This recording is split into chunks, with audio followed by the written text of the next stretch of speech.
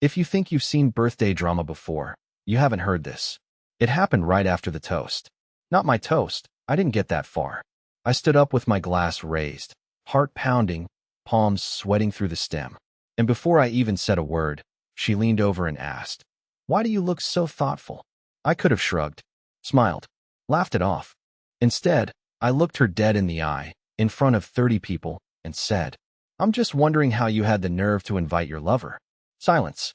Not TV silence. Not polite, awkward silence. I mean the kind of silence that drags. People blinking like they didn't hear right. Her best friend slowly lowering her phone mid-selfie. Even the bartender froze with a lime wedge in midair. She tried to laugh. Of course she did. Emery, that's. But I cut her off. No, don't. Not tonight. She didn't argue. She didn't run. She just stared. And that's when I knew there was someone. I didn't know who. Not yet. But I knew. And here's the wild part. I didn't even care about catching them anymore. I was done being the fool. Done second-guessing the way her phone always flipped face down when I walked in, or how she suddenly needed to volunteer on weekends. This wasn't some grand discovery. This was the explosion I'd been pretending wouldn't happen. And it started with a birthday toast that never got finished. The party didn't collapse instantly. That's what surprised me most. People awkwardly clinked glasses. Someone coughed. Her sister tried to change the subject by pointing out the cake. Meredith just stood there, smiling that awful tight-lipped smile she used when she didn't know what mask to wear.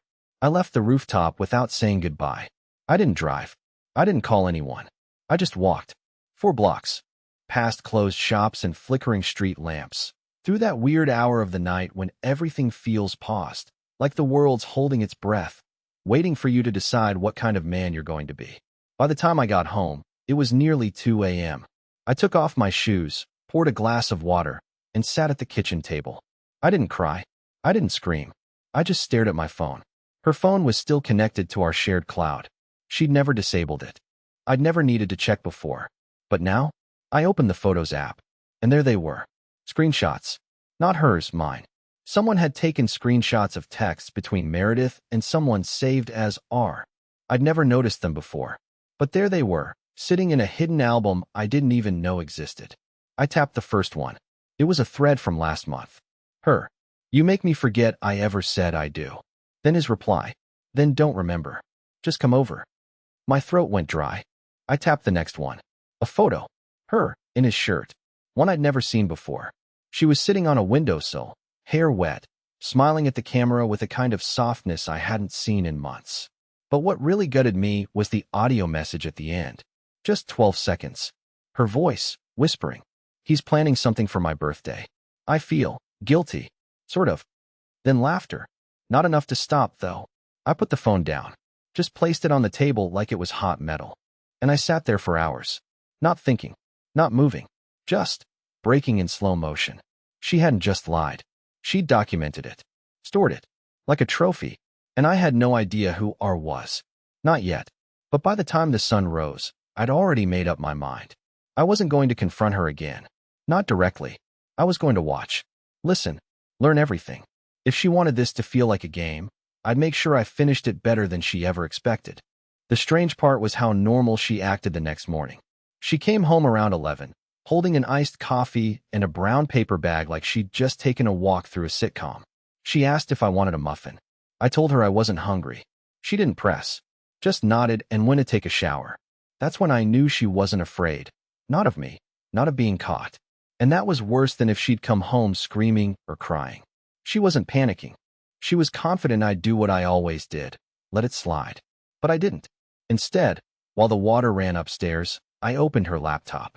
She'd forgotten to close it before the party. Maybe she was distracted. Maybe she just didn't think I'd look.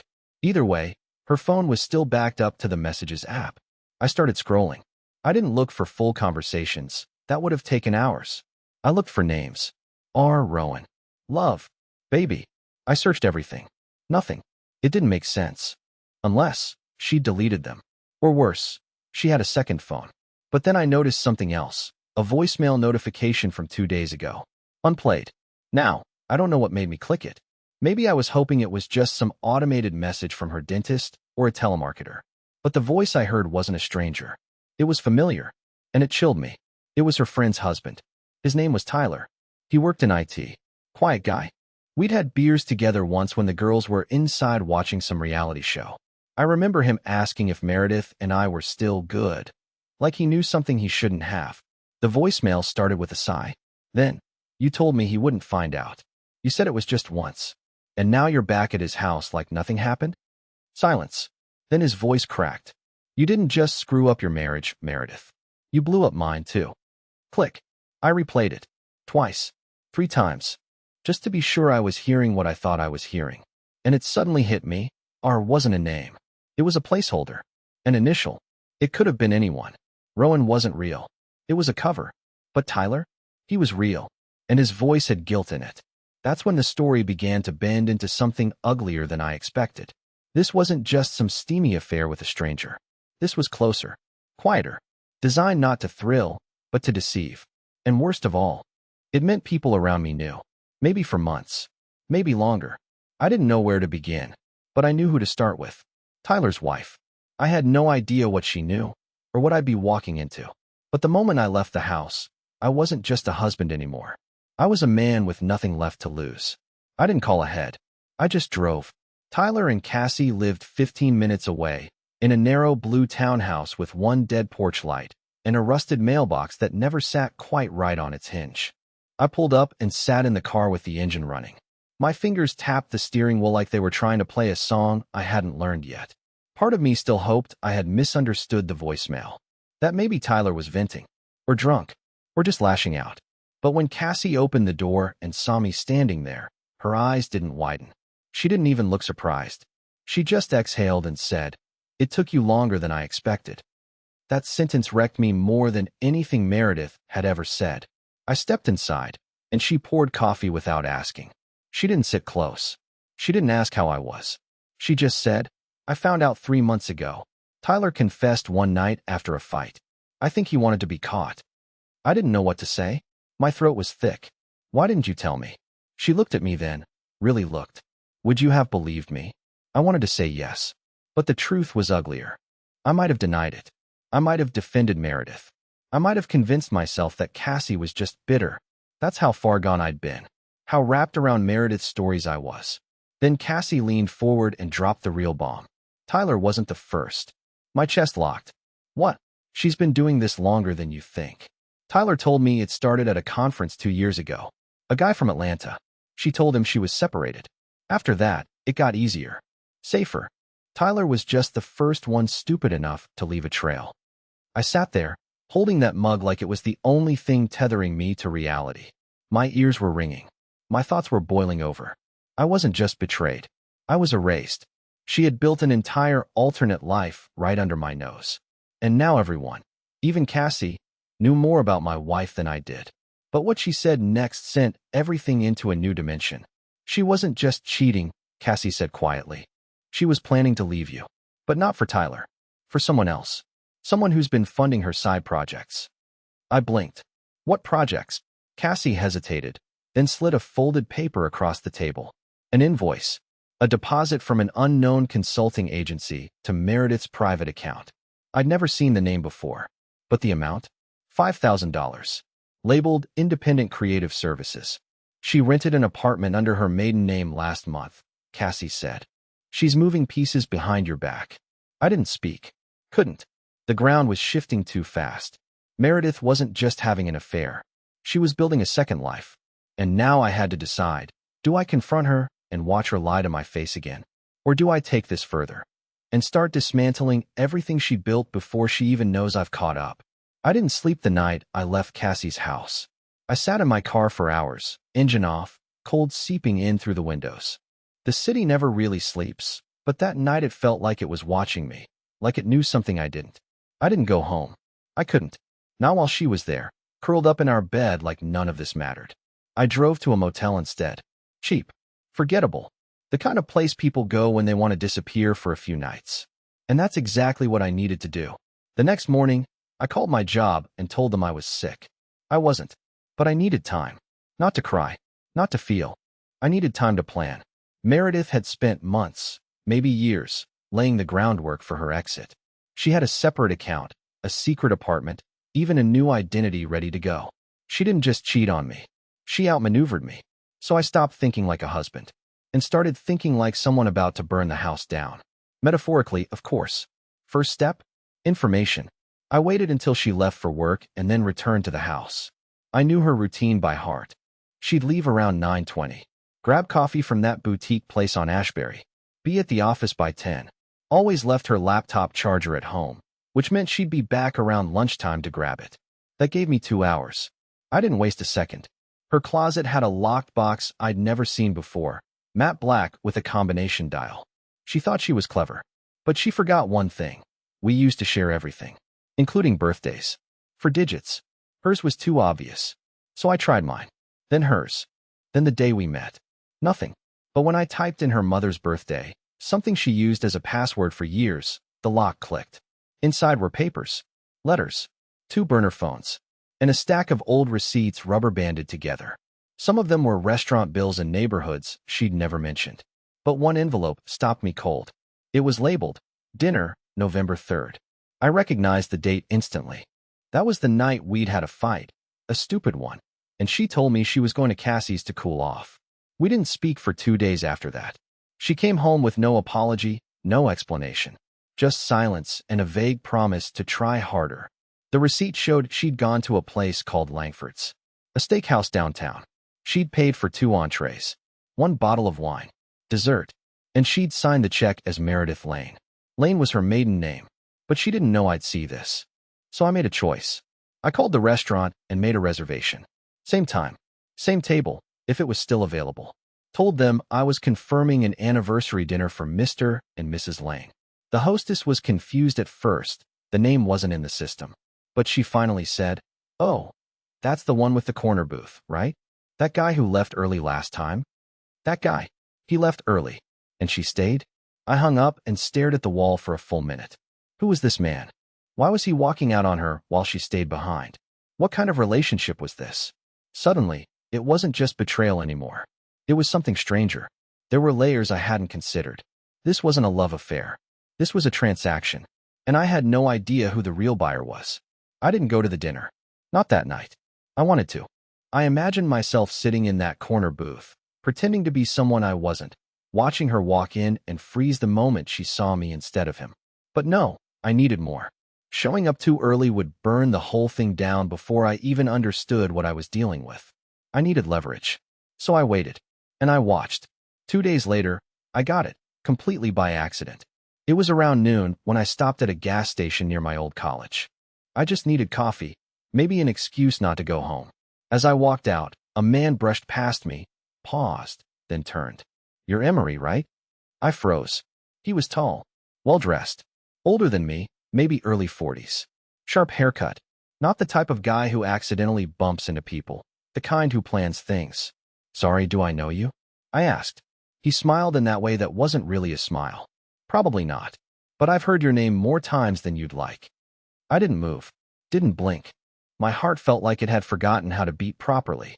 "Tell Meredith I said hello," he added, then walked back to a black car I hadn't noticed until that second. Tinted windows, engine already running. He didn't look back. I didn't follow. I just stood there, coffee in hand, shaking like someone had yanked a trapdoor beneath me. That man wasn't a fling. He wasn't Tyler. He wasn't some random guy off a dating app. He knew me, knew her, and didn't care that I knew he knew. This wasn't just infidelity anymore. It was orchestration, and I wasn't sure if I was a victim in her story or a liability in his. 3 days passed without a word from Meredith. That wasn't normal. Even during our coldest weeks, she'd still toss me a text like a chore, "Don't forget to pay the water bill," or "I left food in the fridge." But this time, radio silence. No calls, no notes, no fake apologies. Just silence that felt too clean, too managed. I started to wonder if she knew what I knew. Had Tyler warned her? Had the guy from the gas station told her he saw me? Or worse, was this part of the plan? I needed something real. Not screenshots. Not rumors. Not receipts. Something I could touch. Something that connected her web of secrets to a name, a face, a reason. And then it showed up. I was leaving the house around 8 a.m., just pretending to live a normal life, when I noticed a small padded envelope wedged awkwardly in our mailbox. No return address. No stamp. Just my name, written in all caps with a thick black marker. Not Emery. Just EM. I opened it in the car, engine running, hands already sweating. Inside was a folded piece of printer paper and a USB drive. The note had no greeting. Just one line. You should have left when she gave you the chance. I sat there, frozen, until a jogger passed and gave me a weird look. Then I drove. Not to work. Not to a cafe. I needed somewhere no one would follow. I went to my brother's old apartment. He'd moved out 2 months earlier, but I still had the spare key. Empty, echoey, and perfect. I opened the laptop, inserted the USB, and waited. There were 4 video files, all time-stamped over the last 6 weeks. Each one was silent. No dialogue. Just security footage. Different locations. Restaurants. Parking garages. Office lobbies. And in every single one, Meredith. Not touching anyone. Not kissing anyone. Just meeting. Talking. Sometimes laughing. Sometimes handing off folders. But never lingering long. Always aware of where the cameras were. Always gone within 5 minutes. But it wasn't the meetings that rattled me. It was the men. 3 different ones. All dressed too well. All with the same leather document folder. All never making eye contact with anyone but her. And in the 4th video, she wasn't meeting someone. She was handing over a folder. To the same man who spoke to me at the gas station. He shook her hand. Whispered something. Then handed her a phone. That phone was identical to the one I found in her lockbox. I didn't know what kind of game she was in, but it wasn't about love, or lust, or even betrayal anymore. This was control, coordination, secrets that had currency. And somehow, I'd been living beside it, blind, for years. When Meredith walked through the front door 4 days later, she didn't find her usual world waiting. No candles, no cold shoulder, no shouting match, just quiet. I was sitting at the kitchen table with 2 cups of coffee and an envelope in front of me. She froze when she saw it. Not the envelope, the calm. I gestured for her to sit. She did, slowly, like she expected a trap to spring from under the chair. For a moment, we didn't speak. Then I slid the envelope toward her. Before you lie again, just know, I've seen the footage. The USB, the men, the second phone, all of it. She didn't deny anything. Not this time. She let out a breath and whispered, I was going to tell you. When? After I was replaced? After I signed something without realizing? She shook her head. No, it wasn't about replacing you. I laughed, not bitterly, but genuinely. So what was it about, Meredith?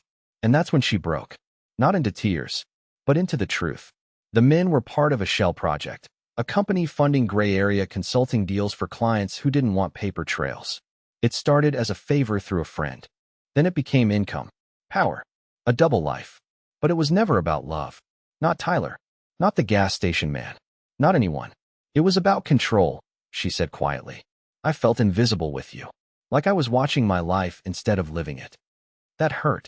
But for the first time in years, I understood something. This wasn't just betrayal. It was someone losing themselves and taking me with them. So I stood up, grabbed my keys, and said, you get to keep whatever this is. But I'm taking myself back. That night, I didn't go to a motel. I went to my sister's place. And for the first time in years, I slept through the night without checking the other side of the bed. 2 months later, the divorce was done. Clean. No fights. No dragging it through the mud. I got the house. She moved into her apartment under her real name. No more aliases. No more shadow lives. And me? I started over. New job. New city. New peace. Sometimes, the best revenge isn't proving them wrong. It's becoming someone better while they're still figuring themselves out. So if you're still with someone who makes you feel small, quiet, suspicious, ask yourself, what would happen if you finally stopped waiting for them to be honest? Maybe the answer is the fresh start you've been too afraid to take.